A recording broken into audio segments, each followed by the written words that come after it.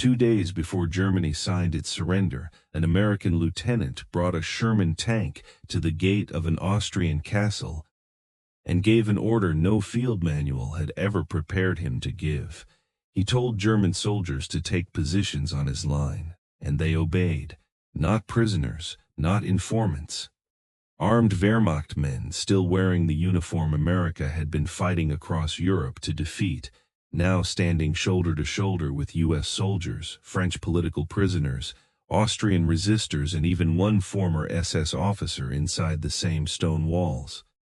Outside those walls, Waffen-SS troops were moving up the slope. Inside them, the old categories of the war were breaking apart. This was Castle Itter, and on May 5, 1945, it became the strangest battlefield in the final hours of World War II.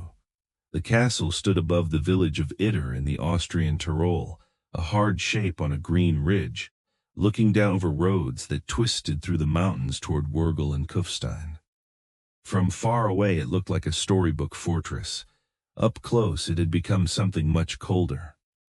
In 1943, the SS had turned Schloss Itter into a prison for what the Reich called honor prisoners. That phrase made captivity sound almost civilized. It was not. These were high-value hostages, men and women the Nazis wanted alive because their names had political weight, and dead only if liberation came too close. Inside the castle were pieces of France's shattered leadership. Paul Reynaud, the former prime minister who had tried to keep France fighting. Édouard Daladier, another former prime minister, tied forever to Munich and appeasement. Generals Maxime Weygand and Maurice Gamelin, names linked to the catastrophe of 1940. Marie-Agnès de Gaulle, sister of Charles de Gaulle. Jean Barotra, once a Wimbledon champion, now trapped behind Nazi walls with politicians and generals who had spent years blaming one another for the fall of their country.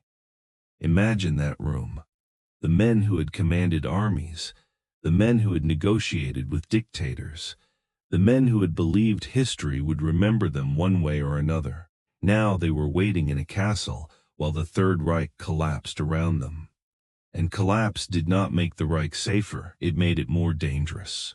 By early May, Germany was no longer really a state. It was a system tearing itself apart. Hitler was dead. Berlin had fallen into fire and rubble. Large formations were surrendering. But in the Alpine towns, small SS detachments were still killing civilians accused of defeatism, still hunting deserters, still treating surrender like treason. In Wehrmacht, men were threatened for hanging white flags from windows.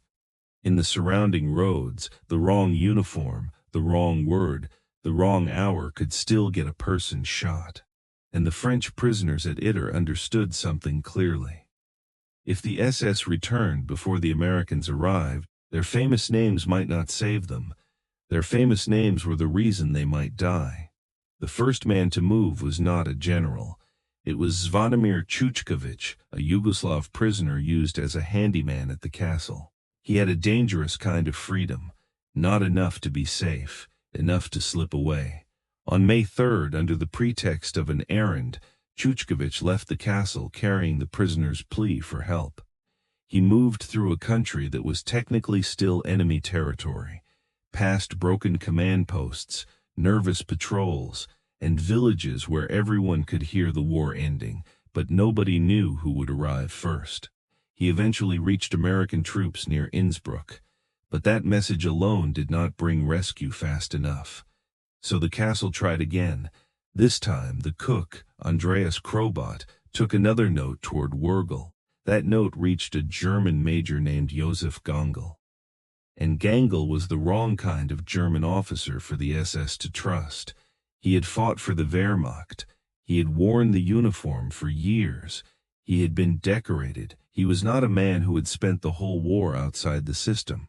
That is what makes his final choice so heavy. By 1945, Gangl had turned against the regime he served.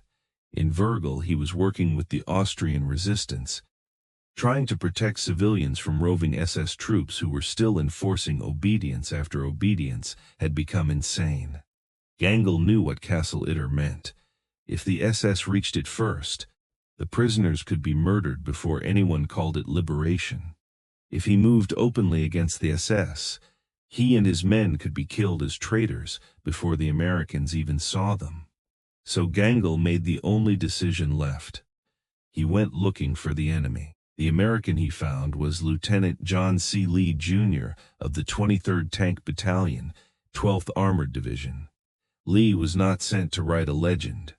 He was a young tank officer in the final confusion of a dying front, surrounded by surrendering Germans, abandoned equipment, half-open roads, and reports that contradicted each other by the hour. When Gangl reached him under a white flag, the situation should have been impossible. A German major was asking American armor to help him save French prisoners from the SS. Not after the war, not during an occupation, right now, in the last hours before surrender. Lee listened.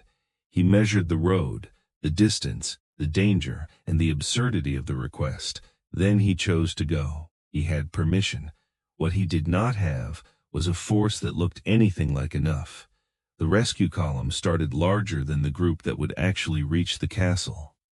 Narrow roads, a weak bridge, and the chaos of the handover between American units forced Lee to send much of the armor back. By the time he pushed toward Itter, he had a tiny force, a handful of American soldiers, Gangl, and a small group of German artillerymen. A Sherman tank named Besatten Jenny, a truck, a Kubelwagen, and a mission that sounded like a rumor soldiers would laugh at if they heard it in a mess hall. Americans and Germans were going to defend a Nazi prison against the SS. When Lee reached the castle, the prisoners did not know whether to feel relief or panic. They had expected rescue. They had not expected it to look so small. The castle had walls, but walls do not fire rifles. Walls do not stop a determined attack forever. Lee understood that immediately. He placed Besatten Jenny near the entrance road, where the tank could control the approach. He put his Americans in firing positions. Gangl's men took their own places. The castle's defenders included Austrian resistance help, German soldiers who had changed sides, and Kurt Siegfried Schroeder, an SS officer who had been recovering near Itter and had thrown in with the defense. Then Lee told the French prisoners to stay down. They did not all obey. These were old men, political men, sick men, compromised men, famous men, but a few of them wanted rifles. Some carried ammunition. Some watched the windows. Some helped where they could. Jean Barotra, the tennis champion, made one of the most dangerous runs of the entire story. He slipped away from the castle to reach help, moving through the mountains with the physical nerve of a man who had spent his life crossing courts and now had to cross a battlefield. Inside Itter, the morning tightened. The defenders could hear movement in the trees. They could see the slope below the castle. They could feel that the war, which everyone said was almost over, had found one more place to continue. The SS attack came on the morning of May 5th. The force moving against the castle belonged to the Waffen-SS, linked to the 17th SS Panzer Grenadier Division. They were not a symbolic threat. They were organized, armed, and close enough to kill everyone inside before the relief columns reached the valley. The first shock was sound. Machine guns cracked from the lower ground. Shells slammed into stone. Dust fell from old walls. The Sherman answered from the gate. For a few minutes the castle did what castles are supposed to do in stories. It held. But this was not a story. It was a thin defense with too many angles, too little ammunition, and too much history trapped in one courtyard. Lee moved from position to position, keeping the line together. Gangl directed his German soldiers like a man who had already accepted the cost of his choice. Schrader helped organize the defense from inside the walls. French prisoners ignored orders to stay out of sight. The strange alliance did not become less strange under fire. It became more real, because the bullets made the question simple. Whoever was shooting into the castle was trying to kill them. Whoever was firing from the walls was trying to keep them alive. For those hours, that was enough. Then Jenny was hit. An anti-tank weapon struck the Sherman and knocked it out as a mobile shield. The tank could no longer do what Lee needed it to do. Smoke and broken metal turned the gate area into a worse kind of trap. The SS pressed harder. The defenders were running out of margin. Every minute mattered now. Every wrong guess could open the road. Every rifle on the wall mattered because there were so few of them. And then Josef Gangl was killed. Accounts placed the moment near the hottest part of the defense as he moved to protect Paul Reynaud from enemy fire. There was no grand speech, no clean, heroic pose.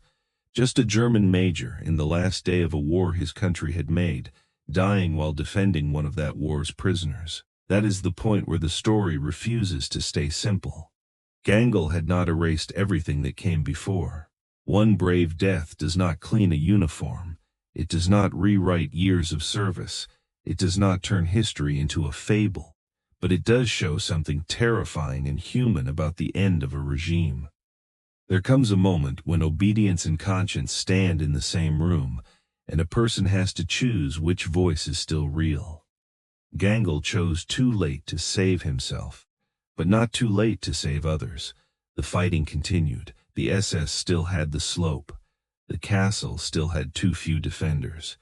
Borotra's run, the messages, the scattered American movements through the valley, all of it had to arrive in time, or the defense would become only a footnote and a ruin. Then, near midday, the relief force reached the area. American troops from the 142nd Infantry Regiment of the 36th Division came up through the valley, catching the attackers from below while the castle still fired from above. The SS position collapsed quickly once the pressure came from both directions. Some fled, some surrendered. The firing thinned, then stopped. In the sudden silence, Castle Itter looked impossible. American soldiers stood in the courtyard. French prisoners stepped out from cover. German Wehrmacht men lowered weapons they had just used beside Americans. A former SS officer who had helped defend the castle was still inside the same perimeter, and on the ground was Josef Gangl, the Wehrmacht major who had died fighting the SS. The war in Europe would formally end days later. But for the people in that courtyard, one of the strangest endings had already happened.